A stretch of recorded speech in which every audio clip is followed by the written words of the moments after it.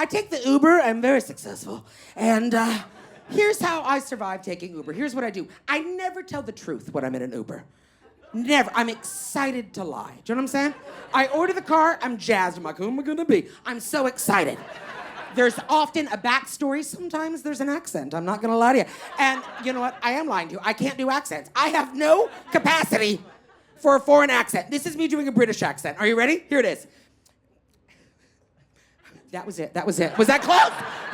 Was it close? My brain turns off. I could be sick. But here's the thing. Never tell the truth in a Lyft or an Uber. And you never tell an Uber driver that you're a comedian. This is a huge mistake, all right? Now, I panicked a couple weeks ago because my driver was a handsome man, a human man. And I am not good with those. I couldn't stop myself. I just screamed in his face. I was like, I'm a comedian. I screamed it. The door was shut, the window was up. I'm a comedian. I couldn't stop myself.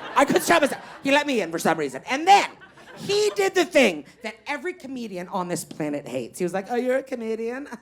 People tell me I could be a comedian. I was like, holy fuck, pull this car over. Are you kidding me?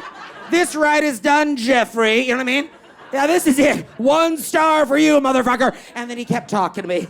Bit of a dud, you know what I mean? A little dull. The handsome ones usually are a little dull. And then asking me questions. He's like, so what kind of comedian are you? I'm like, I don't know, good? I don't know. He's like, are you dirty? Are you dirty? I'm like, of course I'm dirty. I'm a grown woman. How dirty are you? He asks me. And then I'm not kidding. This is what he said to me. And he's like, are you like shit on my chest dirty? I'm sorry.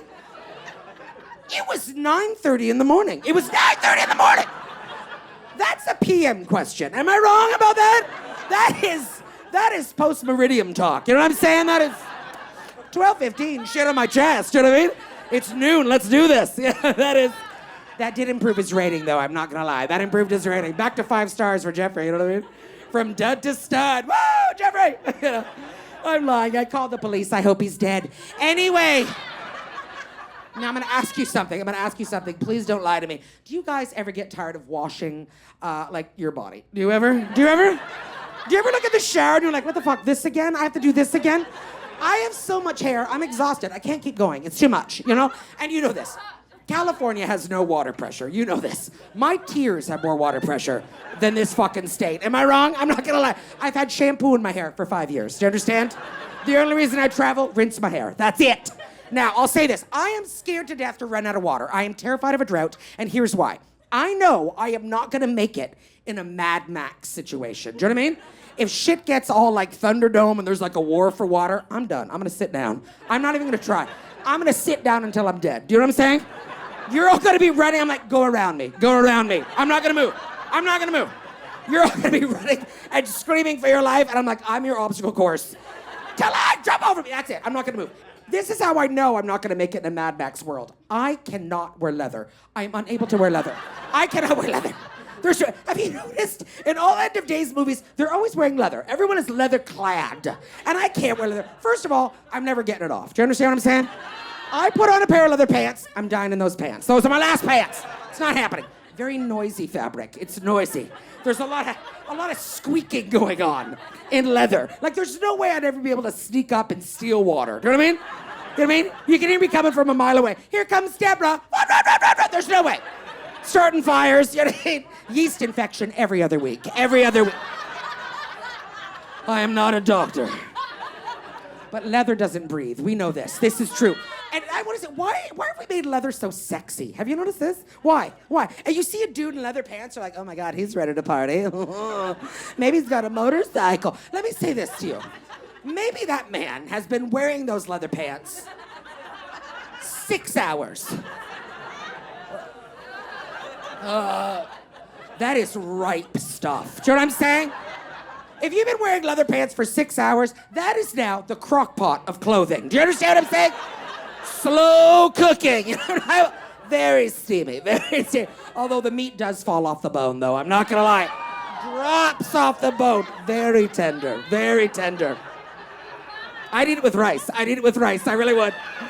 Brown rice, I'm trying to be healthy. Anyway, now, so I've been watching a lot of pornography lately. For research, I'm writing a paper, and And I gotta tell you, my favorite genre of porn, since you asked, dying to know in the front, can't wait. I'll tell you this. My favorite genre of porn is definitely stepson. And that is because, right? It just feels hopeful, doesn't it? Do you know what I mean? You marry an old man, you fuck his son. Do you know what I'm saying? Like it says in the Bible. It's in there, page 6. Halfway down, you really gotta read. I knew I should have done that one, but I did it anyway. I live my life. I live my life! I don't care! I do what I want! Now, I'll say this to you, everyone. I know you're looking at me thinking, this woman has a cat. And, well, you're wrong. I'll tell you this. I do not, but I do cat sit. I do cat sit because I'm a champion. I was cat sitting for a friend. 7 days we were together, me and the cat. We had a lot of fun. We talked about boys. It was fun. But here's the thing.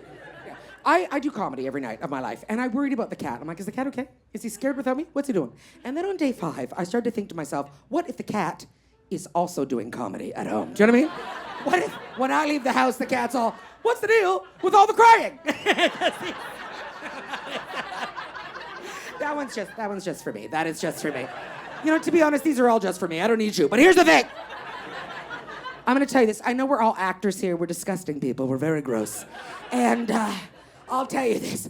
One of the worst things that is, when a friend gets a gig and he talks to you, one of my friends just got a role in a Disney movie. Good for him.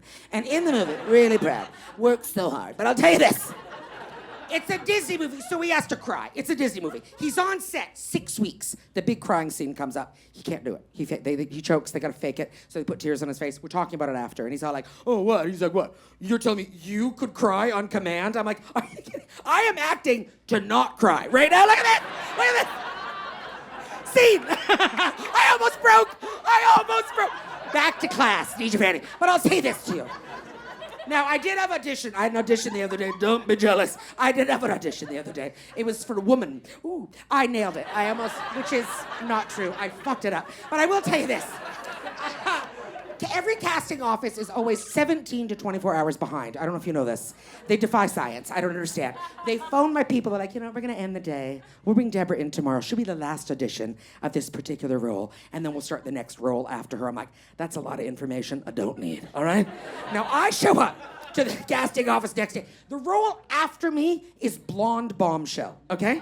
All right? So I walk in, and the waiting room is just a sea of identical, beautiful blonde women. Okay? I walked in, and the room went fucking silent. It was like a bunch of meerkats spotted a predator. Do you know what I mean? They were all like... There was a little scuffle in the background, and then the biggest one, the strongest one, she came over on shaky legs, scared to death. And she leans into me, and she's all like, what are you doing here? And I looked her in the face, and I said, I'm here for Blonde Bombshell.